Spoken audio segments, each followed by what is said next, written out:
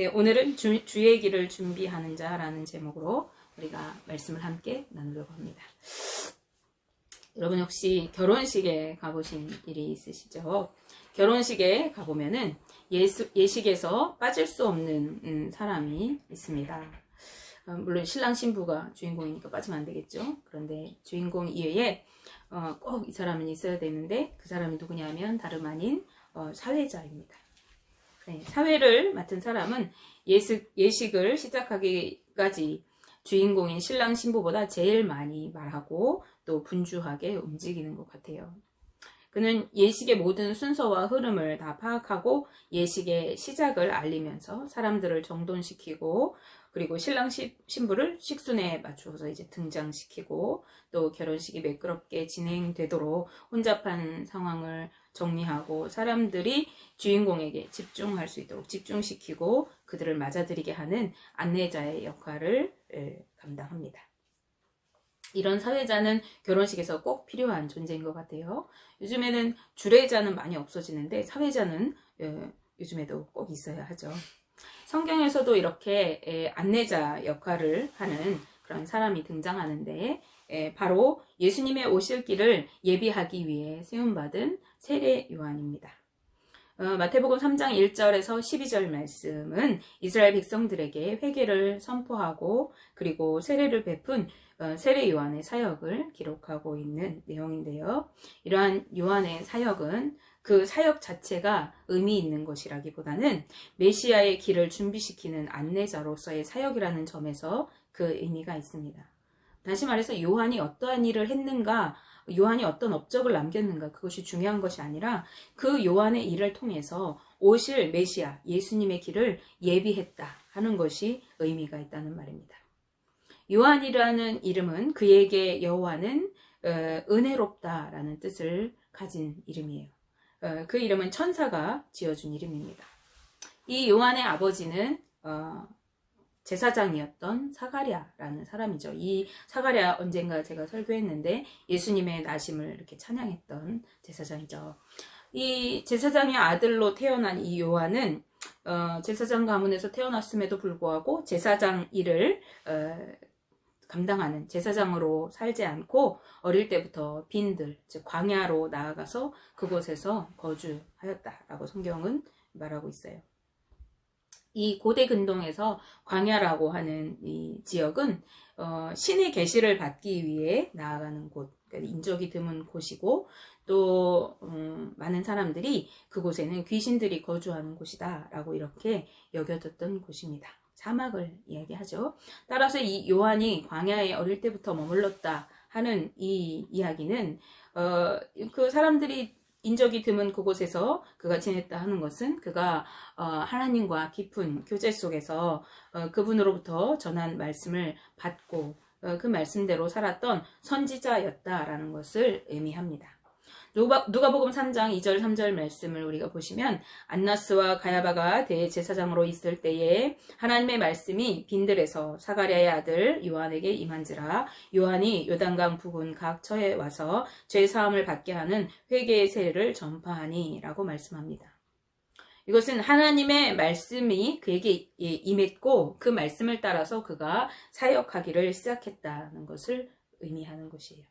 여기서 전파한다라는 말은 어떤 통치자에 의해서 임명받아서 율법, 하나님의 말씀이나 또 왕의 명령을 분명한 목소리로 외치고 사람들에게 알리는 그러한 사람을 의미하는 퀘릭스라고 하는 명사 단어에서 유래된 말이에요. 그래서 요한이 이렇게 회개에 관한 메시지를 전파한 것은 그가 단순히 말씀을 이렇게 설교하는 제사장이나 어떠한 사두개인들 이러한 사람들처럼 말씀을 가르치는 그러한 정도가 아니라 하나님께 받은 말씀을 분명하게 증거했다. 하나님께서 그에게 말씀하신 것을 전했다 하는 것을 이야기하는 것입니다.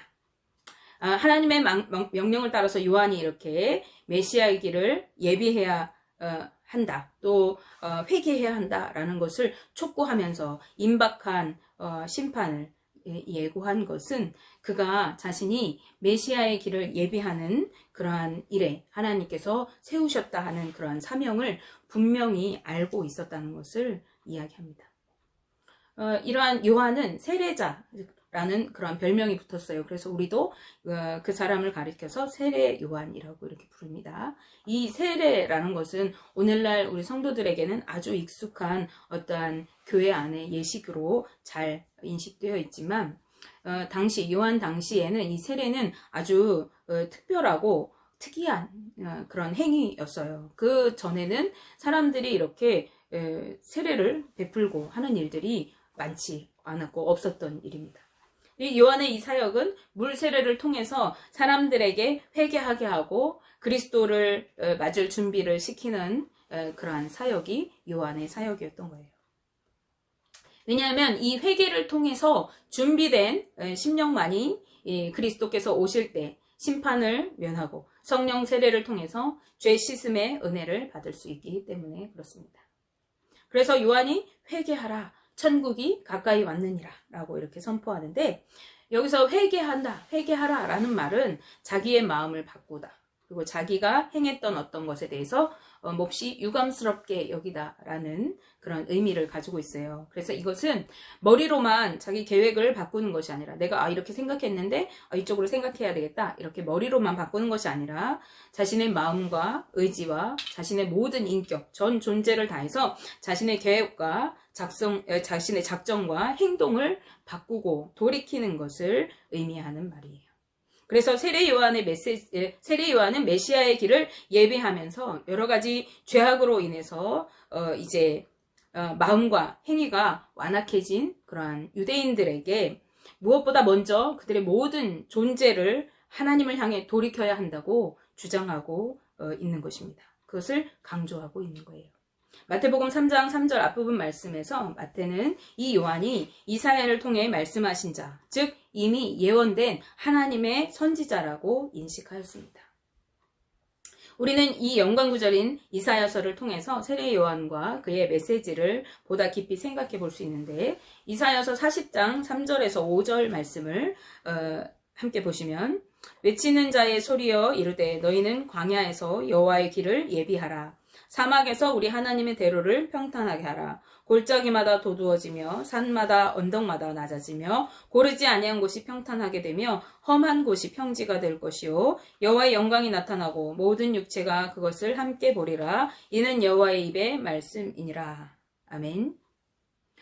당시 하나님의 선지자들은 하나님의 영광의 임재를 예언하라는 하나님의 명령을 받았어요. 이 말씀에서 외치는 자의 소리는 당시 바벨론에서 포로로 고통받고 있는 여호와 하나님의 백성들에게 위로를 선포하고 메시아의 왕국이 이제 곧 올 것이니까 너희가 준비해야 한다 하도록, 그들을 준비하도록 하나님께서 보내실 그 선지자들을 광야에 외치는 자의 소리라고 이렇게 표현하고 있어요. 그런데 복음서 기자들은 이 메시지를 세례 요한과 연결시켜서 이해합니다. 따라서 이사야 선지자의 글은 요한의 사역을 예표하는, 미리 예고하는 그러한 것으로 설명하고 있어요. 이것은 바벨론에서 선민이 귀환하고 회복되는 그것은 죄에 억눌린 자들을, 사망의 권세에서 매인 자들을 해방시키시고 자유하게 하시는 메시아의 구원 사역과 그 명맥을 같이 하고 있어요. 그 바벨론에서 포로가 귀환되어 오는 것은 하나님께서 예수님을 통해서 죄에서 우리를 구원해 주시는 것의 예표로서 그것을 말씀하시는 것이다 라고 보는 것이죠. 이사야 당시 선지자들이 이것을 백성들에게 선포하고 또 증거함으로써 하나님이 이루실 회복과 구원의 역사를 예비하였듯이 이 세례 요한도 예수님 당시에 당신의 백성들 가운데 오셔서 구원의 역사를 이루실 메시아의 오심을 미리 증거함으로써 메시아께서 오실 길을 예비하고 평탄하게 하였다는 것입니다. 성경에서 말하는 여호와의 길이라고 하는 것은 여호와께서 만들어 가시는 길, 하나님께서 만들어 가시는 길을 의미하기도 하고, 또 하나님께서 걸으시는 길, 하나님께서 행하시는 길을 의미하는 두 가지 의미가 있는데, 이 이사야서 40장의 말씀에서는 두 번째, 그 하나님께서 걸어오시는 길, 를 의미하는 거예요. 그래서 바벨론 포로에서 해방되어서 이제 고국으로 다시 하나님의 약속의 땅으로 다시 귀환하는 그 하나님의 백성들과 함께 하나님이 그 길을 걸어오실 것을 의미하는 것으로 보는 것입니다. 하나님께서 오실 그 길을 통해서 오실 거예요. 이 바벨론에서 포로를 이제 귀환시켜서 그들과 함께 오실 거예요. 그래서 그 길을 예비하라고 하시는 거죠. 준비하라고 하시는 거예요. 예비하라로 번역된 단어의 원형인 파나는 거추장스러운 것 그리고 지저분한 것들을 깨끗이 치우고 손님을 맞이할 준비를 하는 것을 의미합니다. 여호와 하나님은 바벨론 땅에서 포로로 고역하고 있던 이스라엘 백성들을 이끌고 이제 옛 약속의 땅으로 다시 들어가실 것이에요. 그때 여호와를 맞이할 사람들이 할 일은 자신들의 영적 삶을 깨끗하게 해서 여호와를 영접하는 그러한 상태로 거리낌이 없이 하나님을 맞아들일 상태로 영적 상태를 만드는 거예요. 그래서 여호와의 길을 예비하라는 선지자의 이 외침은 바로 너희가 영적으로 거추장스럽고 지저분한 것들을 제하고 너희 영적 상태를 하나님이 오시는데 그 하나님을 맞이할 그곳에 적합한 그러한 영적 상태로 만드는 것을 힘쓰라라고 하는 것을 그것을 촉구하는 그러한 내용인 것이죠.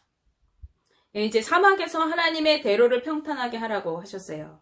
고대 근동에서 왕이 어느 지역으로 들어올 경우에 평평하지 않은 그 사막은 돌도 막 있고 울퉁불퉁한 길인데 그 도로를 잘 닦아서 평평하게 한 다음에 모든 사람들에게 왕의 입성을 알리면서 왕을 영접해드리는 막 나팔을 불면서 왕을 맞아들이는 그런 관습이 있었다고 해요. 평탄하게 한다는 것은 울퉁불퉁한 것이 없이 곱고 평평하게 하는 것을 만드는 것을 의미하는 것인데 이것을 영적으로는 거룩하신 하나님을 영접하기 합당한 영적으로 합당한 상태로 만들기 위해서 합당하지 못한 모든 악한 삶의 요소들을 이제 제거하고 겸손하고 성실하게 하나님의 임재를 기다리는 자세를 말하는 것을 이해하면 되겠습니다. 그래서 오실 길을 예비하라라는 것은 너희 마음에 하나님께서 원하시지 않는 악한 삶의 모습들 그런 마음 상태들을 제거하고 온유하고 겸손하게 하나님을 사모하고 기다리는 그러한 자세를 가지라라는 말이 되겠습니다. 그런데 이제 이사야서 말씀에 이어서 보면은 골짜기마다 도두어지고 산마다 언덕마다 낮아지고 고르지 않은 곳이 평평하게 되고 험한 곳이 평지가 될 것이라고 말씀하세요. 그래서 이 단어들의 의미를 우리가 한번 영적으로 살펴보면은 골짜기는 어떤 곳이냐면 이 산세에서 폭이 좁고 푹 꺼진 한마디로 말하면 계곡을 의미하는 곳입니다. 그래서 이것은 영적으로 자기 자존감이 매우 낮은 그리고 숱한 이 고난의 삶을 통해서 열등감이 많이 쌓여있는 그런 마음 상태를 나타낸다고 해요. 그러한 마음이 이제 도두어진대요. 즉 들어 올려진다는 말입니다. 깊은 고난과 슬픔 속에 낙담하고 그 삶이 침체의 늪에 빠진 자들이 이제 이 주님의 메시아의 왕국이 임할 때에 큰 권력과 위로, 권력이 아니라 큰 격려와 위로로 다시 심령의 힘을 얻고 용기를 되찾는 상황이 될 것이라는 것을 묘사하고 있는 것입니다. 이는 여호와 하나님의 백성들이 바벨론 포로에서 이제 귀환할 때, 그 포로로 살아갈 때 그 힘든 삶에서 눌려있고, 우리는 참 하찮은 존재야라고 여겼던 그것들이 이제 포로에서 귀환할 때 다시 그 자존감이 높아지고 그 존재가 존귀하게 될 것을 이야기하는 거죠. 그래서 바벨론 포로 귀환 때에 한번 이렇게 도두어질 것을 이야기하고요. 그리고 두 번째는 하나님의 택한 백성이 죄악에서 건져냄을 받을 때 죄악에 눌려있던 그들이 메시아의 초림, 예수님의 이 땅에 오심을 통해서 그리고 그 구원 사역과 그 사역을 이루심을 통해서 우리가 존귀한 자로 하나님의 자녀로 높여질 것을 이야기합니다. 그리고 궁극적으로는 무엇을 얘기해요? 이것의 완성은 이 세상의 모든 죄와 부조리를 깨끗하게 정화시키고 그의 백성을 슬픔과 고통 그리고 상처와 눈물을 씻으시고 싸매시면서 위로하시고 영원한 생명 그리고 완전한 자유를 베푸실 예수 그리스도의 다시 오심 재림의 날에 이것은 완전히 이루어질 것입니다. 그래서 이제 열등감에 쌓여 있고 자존감이 매우 낮고 슬픔과 절망에 빠져 있는 하나님의 백성들이 예수 그리스도를 만남을 통해서 그리고 영원한 천국을 누림을 통해서 완전히 회복되어지고 도두어질 것을 이야기하고 있는 거죠. 그런가 하면은 산과 언덕은 어떤 상태인가? 이것은 영적으로 하나님 앞에서 높아진 교만한 심령을 상징한다고 해요. 그래서 이것은 타인들을 압제하고 괴롭게 하는 자들을 이르는 말이기도 하고 또 그 자체로서 하나님의 그 앞에서 높아지고 교만한 심령은 하나님의 임재와 구원을 받아들이기에 합당하지 못한 그러한 상태를 나타내는 것으로 볼 수 있어요. 그래서 하나님을 맞이하기 위해서는 인간의 모든 교만함이 철저히 깨트려져야 하고 겸손하게 예비되어야 하는 것을 말씀하는 것으로 볼 수 있습니다. 하나님은 교만한 자들을 물리치시고 겸손한 자를 받으시는 분이기 때문에 그래요. 그래서 주의 길을 예비하는 자들이 무엇을 회개하고 예비해야 되느냐? 교만한 마음, 다른 사람을 압제하는 마음들을 회개해야 돼요. 야고보서 4장 6절 중반절 말씀에서 하나님이 교만한 자를 물리치시고 겸손한 자에게 은혜를 주신다 하였느니라 라고 말씀합니다. 그런가 하면 고르지 아니한 곳에 해당하는 헤아코브라는 말은요, 영적으로 거짓되고 교활한 마음 상태를 나타내요. 마음이 거짓된 자들, 위선으로 가득한 자는 참되신 여호와 하나님을 영접할 수가 없습니다. 하나님은 진실한 자의 마음속에 거하시기 때문에 그렇습니다. 평탄하게 된다는 것은 이 왜곡되고 모순된 것이 없이 치유되어서 하나님의 원하시는 거짓이 없는 진실하고 허물이 없는 상태가 되는 것을 나타내는 것입니다. 그래서 하나님 앞에 메시아의 길을 예비하는 자들은 이제 나의 위선적인 부분들, 거짓된 부분들, 겉으로만 드러나는 부분들, 우리가 기도에 대해서, 참된 기도에 대해서도 나눌 때 사람 앞에서 기도하는 것처럼 보이는데 내 마음은 하나님께 있지 않아요. 이런 거짓된 부분들을 하나님 앞에 철저하게 회개하고 진실된 마음으로 주님 앞에 나아가야 하는 것입니다.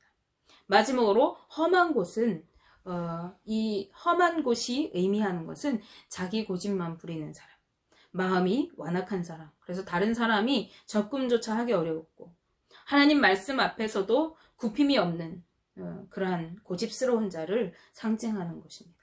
따라서 험한 곳이 평지가 될 것이라는 말은 이러한 자, 고집스럽고 다른 사람이 접근하기에 정말 불편하고 하나님 말씀에도 따르지 않는 이런 자가 온유한 심령을 갖게 되고 다른 이들과 원만한 관계를 유지하고 조화될 뿐만 아니라 또 하나님의 말씀을 겸허히 받아들이고 또 순종하는 좋은 밭과 같은 마음 상태를 갖게 되는 것을 나타내는 표현입니다.